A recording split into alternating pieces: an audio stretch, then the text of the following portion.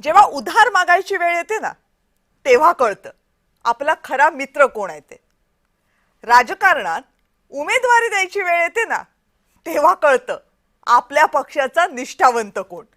आता यातला गमतीचा भाग जरा बाजूला सारा, पण आज जर दिवसभरात तुम्ही न्यूज चॅनल्स किंवा सोशल मीडिया साईट्सवर जरा नजर टाकलेली असेल तर तुम्हाला लक्षात आलं असेल मी काय सांगतेय.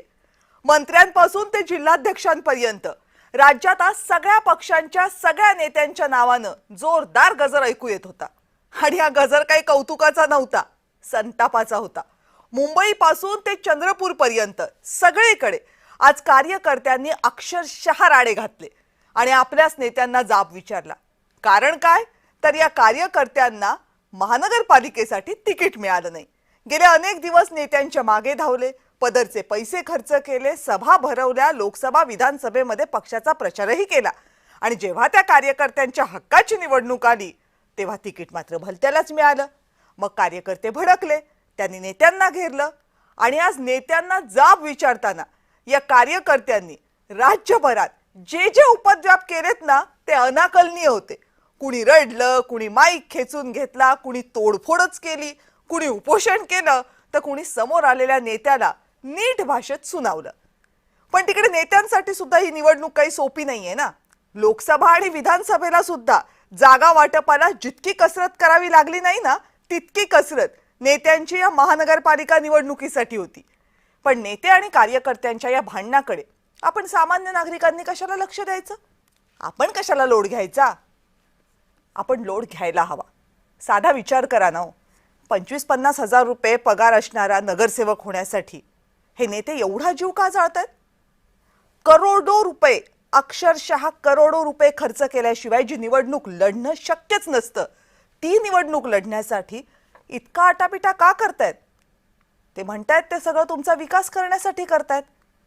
पण एकदा नगरसेवक झालात की 5 वर्षात विकास तुमचा होतो की त्या नगरसेवकाचा होतो? कंत्राटदार, टक्केवारी, जागांचे व्यवहार, बांधकामं, व्यवसायातल्या भागीदाऱ्या, या सगळ्यातनं जो अफाट पैसा कमावला जातो ना, तो पैसा हे या सगळ्या आकांड तांडवाचं मूळ आहे. फक्त राजकारणातल्या टुकार लढायांपलीकडे जाऊन आपण हे मूळ प्रश्न विचारणार का, हा कळीचा मुद्दा आहे यातला.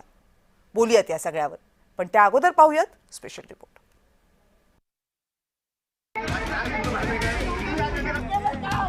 कुठे राडे, कुठे संताप, कुठे तोडफोड, तर कुठे घेराव. प्रभागाच्या बाहेरच्या लोकांना तिकीट कसं देतात? या सगळ्यामुळं गेल्या 24 तासात राज्यातल्या बड्या नेत्यांना आपल्याच घरातून, आपल्याच पक्षाच्या कार्यालयातून बाहेर पडणं कठीण झालंय. आणि त्याला कारण आहे त्यांच्याच पक्षाचे कार्यकर्ते. निवडणुकीचं तिकीट मिळालं नाही म्हणून अनेक कार्यकर्त्यांनी आपला हा संताप आपल्या पक्षनेत्यांना दाखवला. मी आता शांत बसणार नाही, मला तिकीट पाहिजे, कुठल्याही परिस्थितीत मला तिकीट. गुच्चू बोलून त्यांना बी फॉर्म दिले जातात, ही कोणती पद्धत आहे वागायची? राज्यात जवळपास 6 वर्षांनंतर महानगरपालिकांच्या निवडणुका होत आहेत. बहुतांश महानगरपालिकांमध्ये 10-10 वर्ष निवडणुका झालेल्या नाही. त्यामुळं अनेकांनी निवडणुकांसाठी मोठी प्रतीक्षा केली आहे. पण इतक्या वर्षात त्याच मतदारसंघांमध्ये अनेक नवे इच्छुक तयार झालेत. नेत्यांची मुलं मोठी झाली आहेत, त्यांनाही लढायचंय. राज्यातल्या जुन्या युत्या आघाड्यांची गणितही बदलली आहेत, त्यामुळं आयारामांची संख्याही मोठी आहे. या सगळ्या परिस्थितीत प्रत्येक वॉर्डमध्ये इच्छुकांची संख्या मोठी आहे. आता इतक्या इच्छुकांना तिकीट द्यायचं कसं, हा सवाल आहे. लोकांना वाटतं की मलाही तिकीट पाहिजे आणि त्यामुळे या ठिकाणून बी फॉर्म देण्याचं काम सुरू होतं. त्या ठिकाणी काही 100-150 सगळे कार्यकर्ते आले आणि त्यांनी या ठिकाणी गोंधळ घातला. ही वस्तुस्थिती आहे. युत्या आघाड्यांमधील शेवटपर्यंत लांबलेलं जागा वाटपही या असंतोषात भर घालणारं ठरलं. महायुतीतले 3ही पक्ष फक्त पनवेल आणि कोल्हापूर या 2च महानगरपालिकांमध्ये एकत्र लढतायत.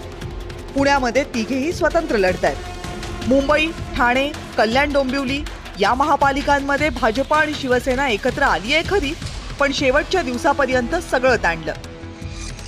इच्छुकांच्या नाराजीचा फटका विरोधकांना बसला नाही असं नाही, पण त्याचं प्रमाण सत्ताधाऱ्यांपेक्षा कमी आहे. जागा वाटप, मतदारसंघांचं वाटप, उमेदवारांची निवड, पक्षप्रवेश या सगळ्या आघाड्यांवर प्रचंड उलथापालथी घडलाय. त्यामुळे अनेकांच्या मनात रोष आहे. तो रोष निवडणुकीत दिसू नये यासाठी सगळ्याच नेत्यांना प्रचंड प्रयत्न करावे लागणार हे मात्र नक्की. ब्युरो रिपोर्ट, जय महाराष्ट्र.